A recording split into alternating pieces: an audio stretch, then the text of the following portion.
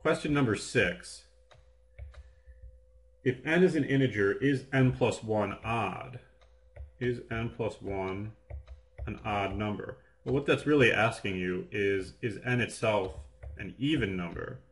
Because any even number plus 1, which is an odd number, is going to give you an odd number. So n itself has to be even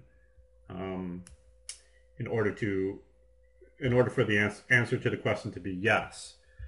So we have to evaluate the statements for sufficiency, whether they tell us that n is even or not. Statement 1 tells us that n plus 2 is an even integer.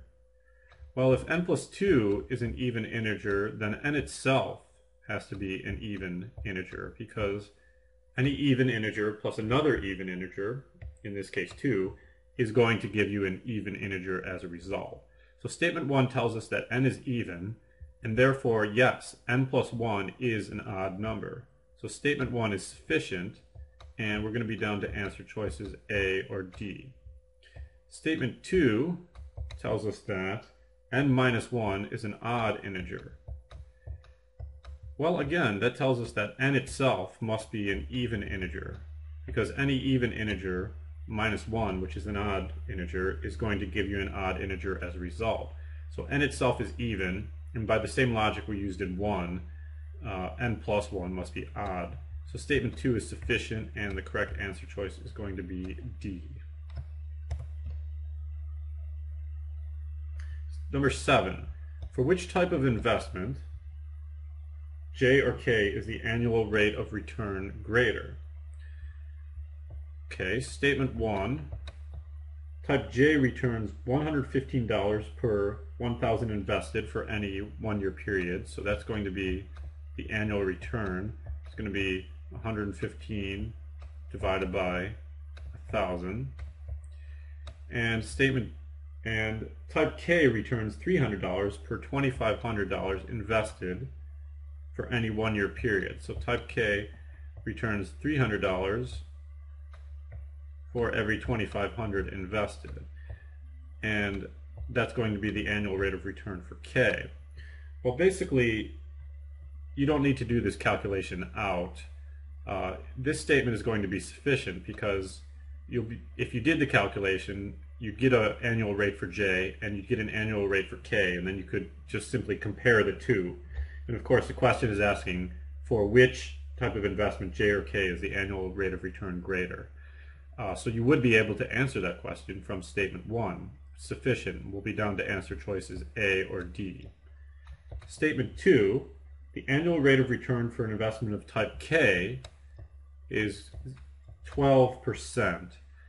So by itself, this statement is not going to be sufficient, because we have to compare it to investment J, and we don't have that information in statement 2. So the correct answer on number 7 is going to be A.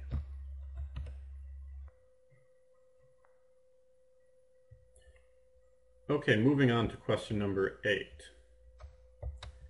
A citrus fruit grower receives $15 for each crate of oranges shipped and $18 for each crate of grapefruit shipped.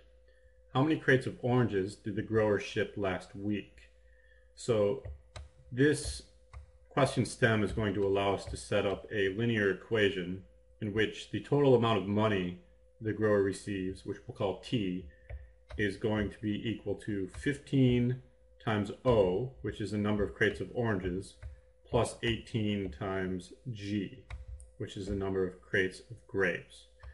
So this is a classic linear equation, and in this case we actually have 3 unknown values, and we're looking to solve for the value of O. And the statements will probably give us some clues as to find that.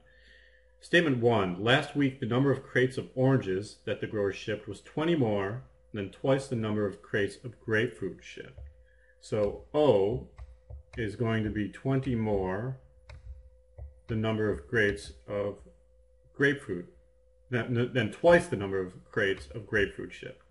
So O is going to be 20 plus 2G. And you could take that quantity, 20 plus 2G, and plug it in for O into the original expression. However, that's not going to get us to an exact value for O, because then we'll have T in terms of G, but we won't be able to solve for O. I can see that if you rearrange statement 1 and solve for G, you're going to get G is equal to O minus 20 over 2. And then you plug that in for G in the original expression, then you'll be able to solve for T in terms of O, but you still won't be able to get an exact value for O. So statement 1 is going to be insufficient. And we're down to answer choices B, C, or E. Statement 2 says, last week the grower received a total of 38,700 from the crates of oranges and grapefruit shipped. So that gives us a value for T. 38,700 is going to be equal to 15O plus 18G. So we've eliminated one of the variables in our linear equation, but we still have two unknown variables and just one equation, because we're evaluating statement 2 by itself, remember. So statement 2 by itself is going to be insufficient.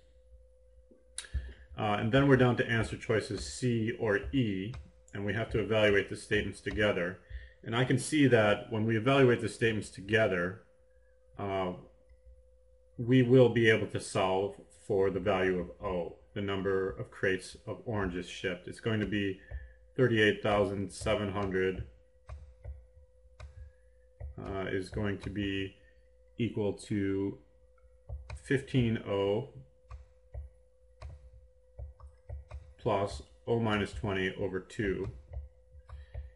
And we really don't need to solve this problem. Basically, we know that it's going to be sufficient to allow us to solve for O, because we have a linear equation with one variable. So the correct answer choice is going to be C. Moving on, question number 9. If Pat saved $600 of his earnings last month, how much did Pat earn last month?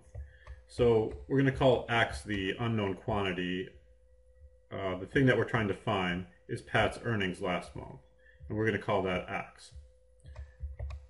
And we're going to evaluate this statement. Statement 1 says that Pat spent half of his earnings last month for living expenses and saved a third of the remainder. So we're going to start with X, which are his earnings, and we're going to multiply that by a half. He spent half of his earnings last month.